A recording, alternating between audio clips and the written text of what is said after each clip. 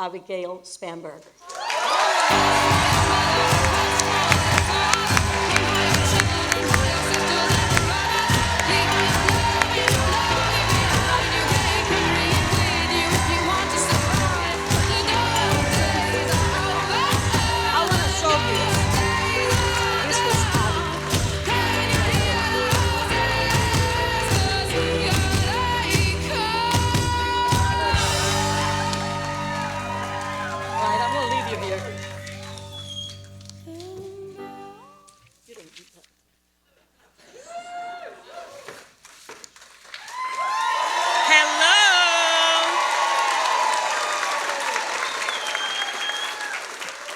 I am deeply grateful to be introduced by Senora Green.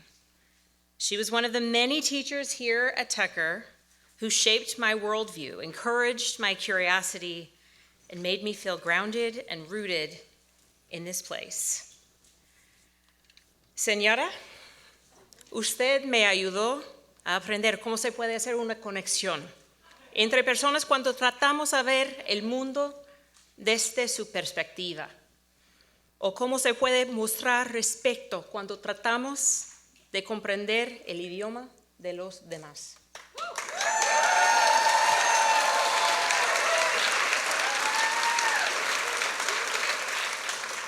She will certainly give me feedback on my pronunciation later. Hello, Tucker High School. It is good to be back. I'm Abigail Spanberger, and I am running to serve as the next governor of the great Commonwealth of Virginia.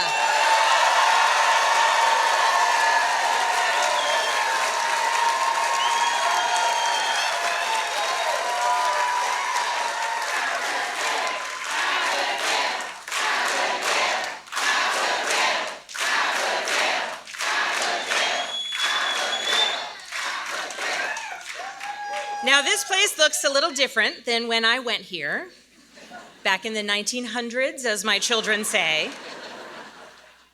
And when I got here tonight, I remembered going between classes on the old campus with the individual buildings, walking outside, rain pouring, sun sweltering. It was always an adventure, but this place was a community. And before I get into the politics, I do want to say thank you to any Tucker teachers or administrators who might be here this evening.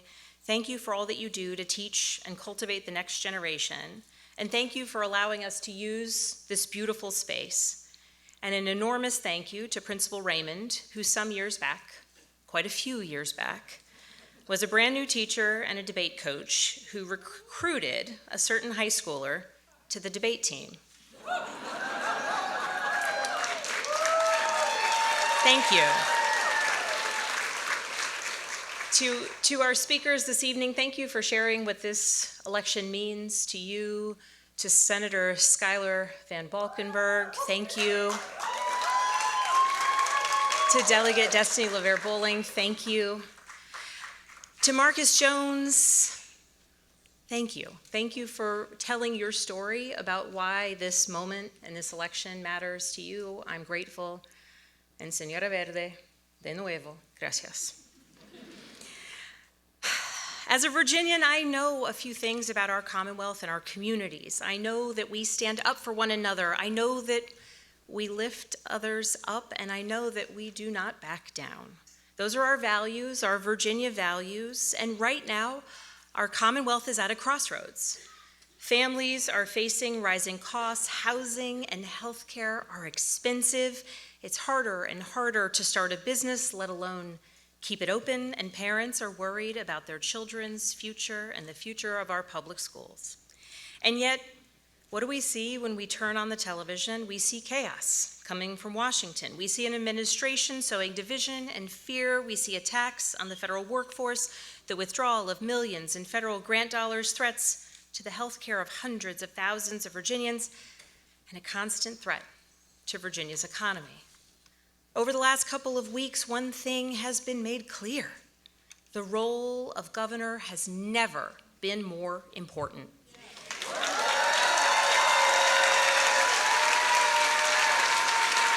And need a governor who will put Virginia, not a president, not a party, first. We need a governor who will meet this moment with action. We need a governor who is focused on lowering costs, strengthening our public schools, and standing up for all Virginians.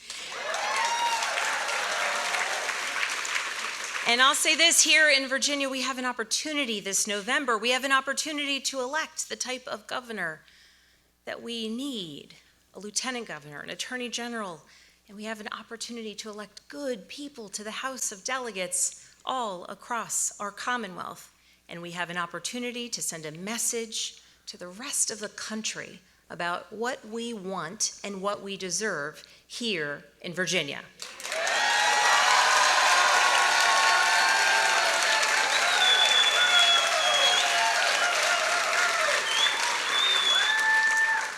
And in sending that message, we will also set an extraordinary example for elections to come. Growing up, my parents talked about the value of service to our community, service to our country. In fact, in a letter marking the turn of the century, my parents compiled a list of lessons for their daughters. And on it was a lesson they always preached that, quote, there is no higher calling than service to country. They also recommended we make our beds every day. My sisters and I had great examples of service in our parents, my mother, a nurse. My dad spent his career in federal law enforcement. And when I grew up,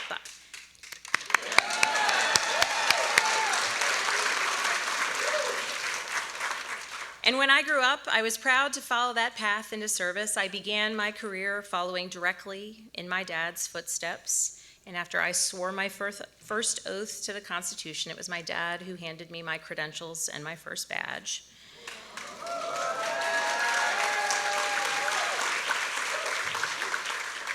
And then I continued my career of public service as a case officer where I worked counterterrorism cases. I worked undercover the entirety of my time with the agency, working to keep the American people safe. And at CIA, we focused on a mission, not partisan politics. And every day, my colleagues and I came together to protect the American people and to keep our country safe. We didn't do it for the paycheck. We didn't do it for the credit. We did it for our country and what it stands for. We were focused on doing our job, keeping people safe, and doing it well. We had a mission to accomplish, and we only talked about that mission and how to do right by the American people. And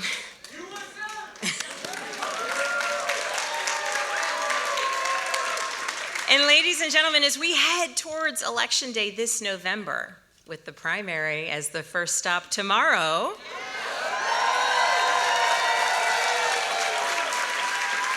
we are focused on the mission, winning the governorship, the lieutenant governorship, the attorney general's seat, and seats in the House of Delegates across the Commonwealth.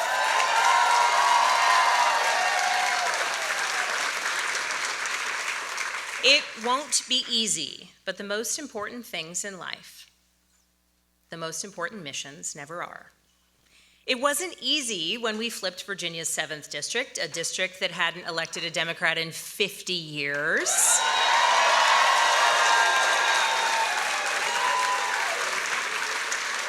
A district my predecessor had won by 15 points, but we did it together as a community because we know that our neighbors deserved more than the representation we had.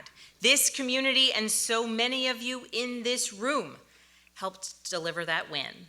And when I got to Congress, I made it my mission to get to work and to get things done for you. I set out to deliver real results for our fellow Virginians. I was proud to deliver critical support to Virginia's veterans. I was proud to advocate for the needs of Virginia's farmers and producers. And I was proud to lead the charge to finally secure the Social Security benefits for more than 50,000 Virginians who, because of their careers as public servants, had long been denied their Social Security earned benefits.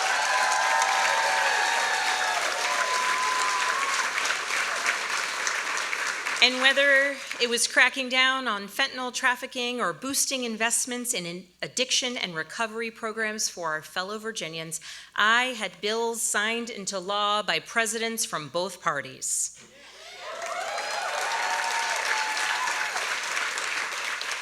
Throughout my time serving the 7th District, I was ranked as the most bipartisan member of Congress from Virginia because fundamentally getting results for Virginians is more important than partisanship or sound bites.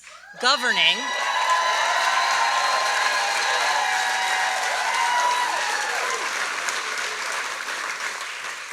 is far, far more important than grandstanding. And serving the 7th District of Virginia for 3 terms was an extraordinary honor. I was grateful to be invited into the homes of so many Virginians, invited into the businesses, onto the farms, and into the communities of those I served. I was honored to hear the stories of Virginians in their greatest triumphs and in their darkest moments. And in those stories, I heard of more challenges that need to be addressed with decisive action in Richmond.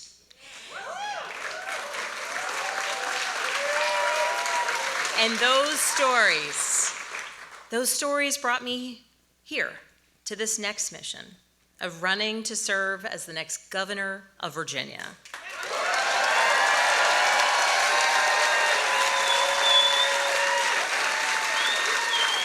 And since launching this campaign, I've had the privilege of traveling thousands of miles across the Commonwealth. Everywhere I go, I hear from Virginians who are struggling to afford their health care and their medication.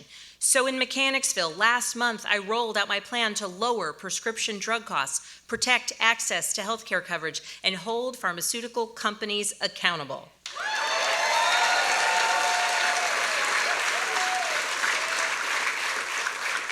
Everywhere I go, I hear from Virginians who are looking to find a home for their family, but they don't have many options, and they're getting priced out of their communities. So I announced my plan to lower housing costs, increase housing supply, and make Virginia more affordable for first-time home buyers and renters.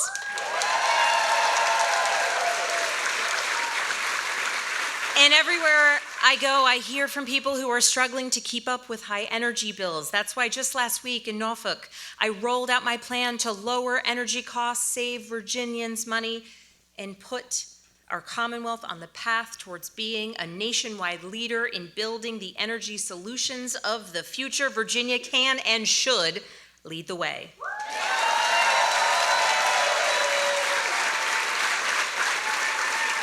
And over the coming months, I will continue to announce policies that are driven by our stories, by your stories, by the stories of Virginians. And in the coming weeks, I'm going to be hearing many more stories because tonight, I'm excited to announce that we are launching a statewide bus tour this Saturday.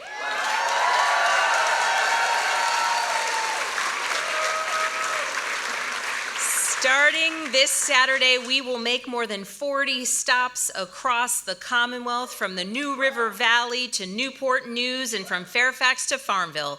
We'll be hitting the road with the Lieutenant Governor and the Attorney General nominees. We will be stopping and meeting with House of Delegates candidates across the Commonwealth, and we will be hearing directly from our fellow Virginians.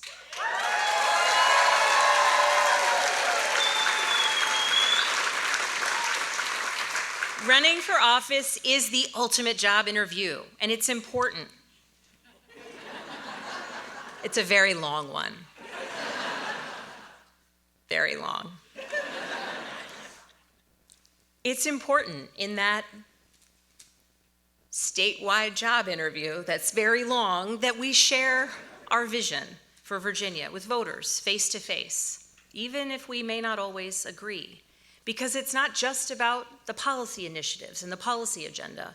It's also about the approach to governing. I will work hard to earn your vote and the votes of Virginians by outlining the work ahead of us, explaining why it's so important, and detailing how we accomplish it. And that's how I will approach the job of serving as your governor for the next 4 years.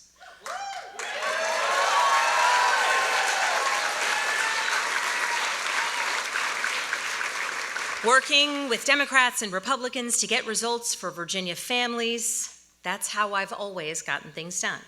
Putting Virginia and Virginians first, that's how I will approach this job. But my opponent, the lieutenant governor, can't say that. But I know that people all across Virginia are tired of the political chaos coming out of Washington right now. They're tired of the chaos we see every day, and I hear it all the time. And by the way, that isn't just from Democrats. It's from Virginians from across the political spectrum who are tired of the chaos, the rhetoric, and the extreme agenda coming out of this White House.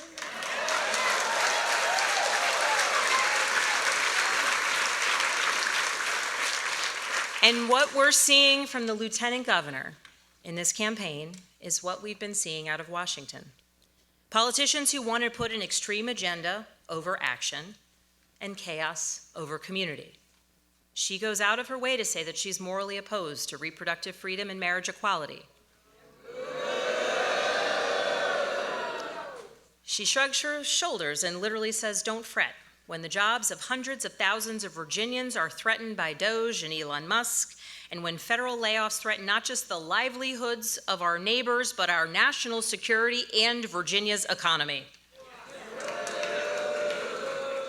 She brags about how she's improved education, quote unquote, while Virginia's math recovery scores are dead last in the country, 51st after every other state and the District of Columbia. This kind of stuff is way out of the mainstream for Virginia, but more importantly, it's not the job of governor. It's not the job of the governor of Virginia to cater to President Trump.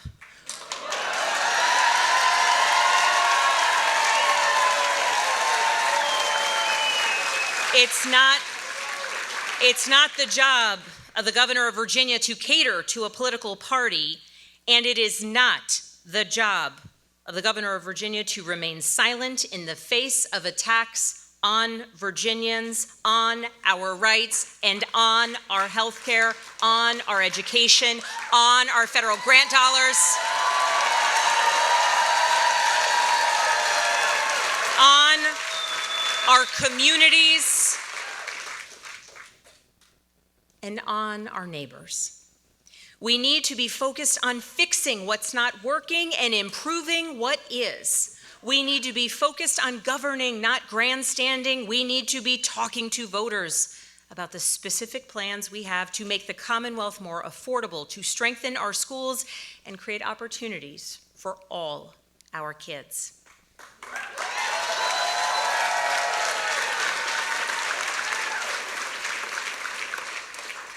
We need to put Virginia and Virginians first, period, full stop. That is the job of the governor.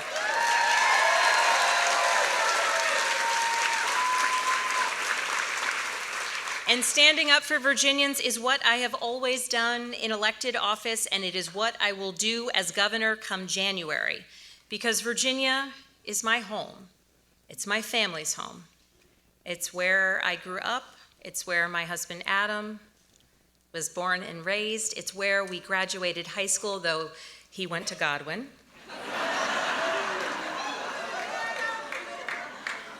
It's where we went to college. It's where we got married. It's where we had our first child. And Virginia is where we moved home to be near his parents, to be near my parents,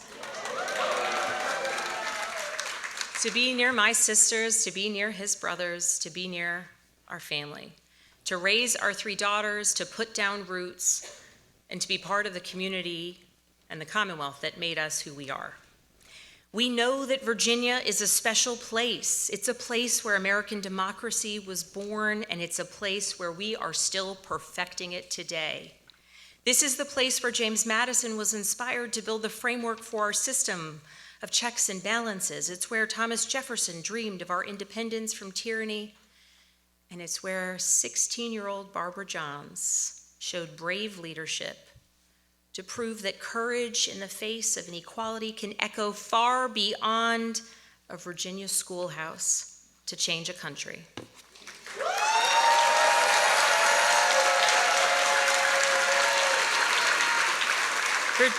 Virginia is a place that has been on the forefront of so many fights for progress through history. We've weathered storms. We've been tested in moments where we have even failed to live up to the promises that all men are created equal. But Virginia is also a place that has made incredible strides forward and has made progress. And particularly in the last few decades, we see it with the work of the General Assembly. We see it in that we have made it easier to participate in our democracy by expanding voting access. We've made historic investments in healthcare and education under our Democratic governors. And we remain the only state in the South that hasn't further restricted a woman's right to choose since the Dobbs decision.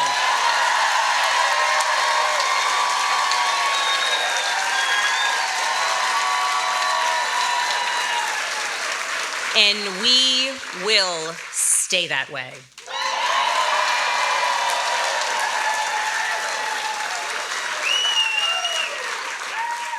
Before I go, I want to remind all Virginians that tomorrow is primary day.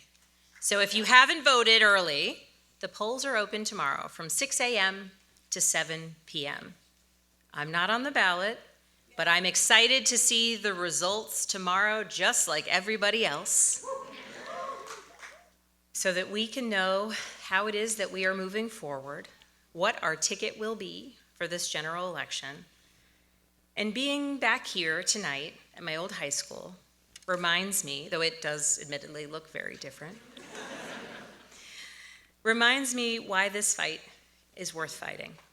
I was lucky to have amazing opportunities here. I was lucky to have educators who cared deeply about the future of their students. I was lucky. And now I want to make sure that every student, every family, every community in Virginia has those same opportunities, not because of luck, but because of good governance.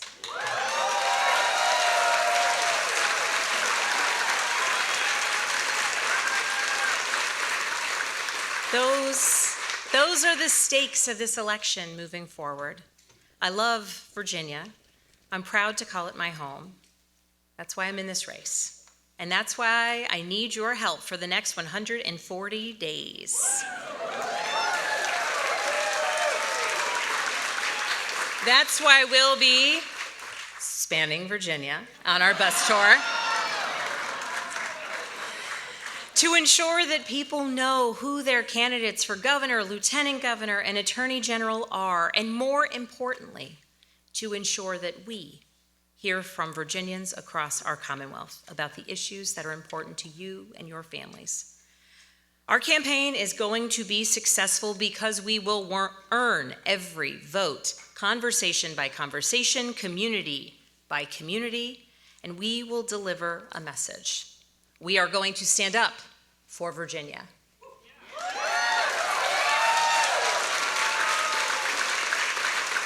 We are going to work to make Virginia more affordable. We are going to prepare our kids for success, whether they are headed off to college or into a career. We are going to support Virginia jobs, Virginia businesses, Virginia farms, and Virginia's economy. And we will stand up to those who threaten them.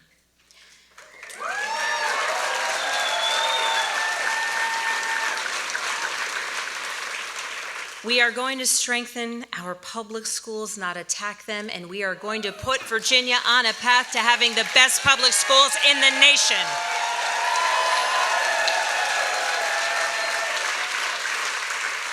We are going to protect the fundamental rights of every Virginian. We are going to defend our Virginia values, and we are going to win this November. Thank you.